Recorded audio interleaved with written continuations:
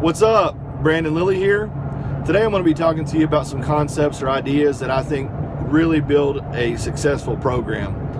For powerlifters specifically, we have to be good at three things: the squat, bench, and deadlift. Those are sport-specific movements that there's no argument that can be made to say that anything is more important than those three lifts: squat, bench, deadlift, as done in competition. So when building a successful program, we have to understand that everything that we do accessory-wise is to complement that lift. Too many times I think powerlifters stay in the mindset of, I always have to work heavy to get results. You look at bodybuilders, you look at weightlifters, they're really good at toning it down and using submaximal weight to get maximum result. And that's the idea that I'm going to try to give you guys today. When I think about this, I talk about the hierarchy of needs or the hierarchy of movement.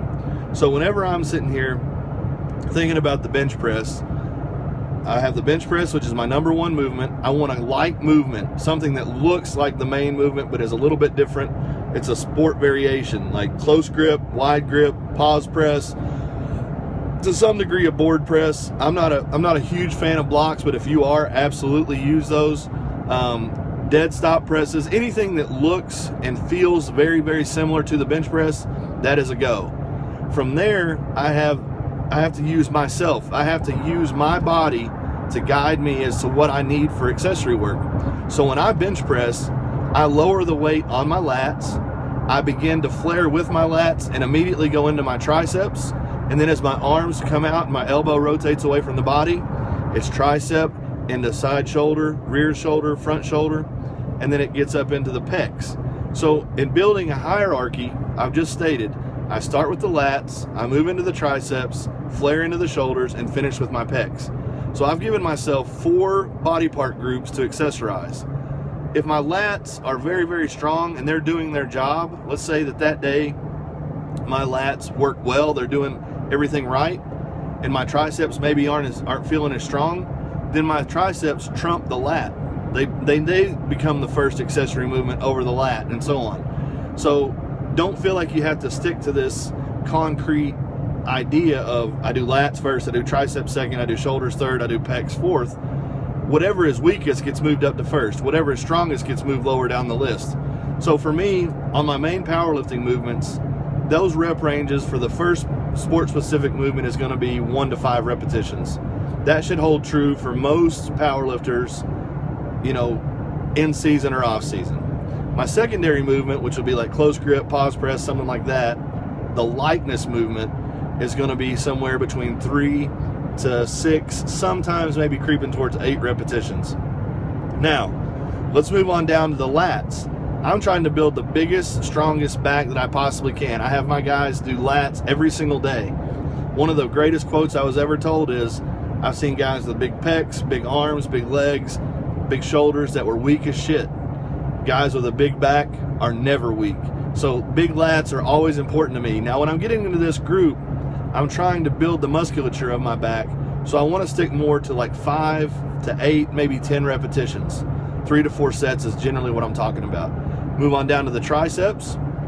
Now we're talking more 8 to 12 repetitions.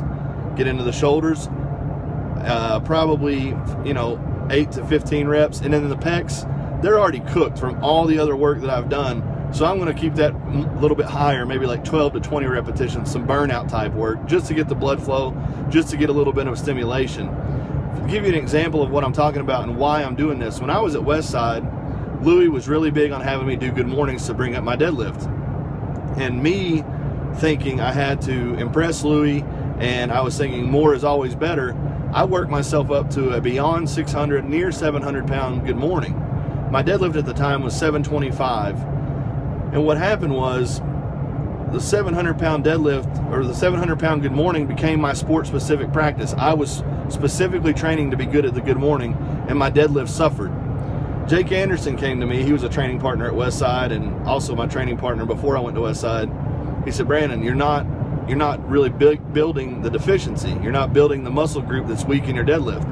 So I went back to the good mornings. We dropped the weight way down to like 315, and systematically over time we were doing 6 to 8 repetitions, 3 to 4 sets. We built that 315 to 365, And what happened was my deadlift went from 725 to 765 in about a 10-week cycle.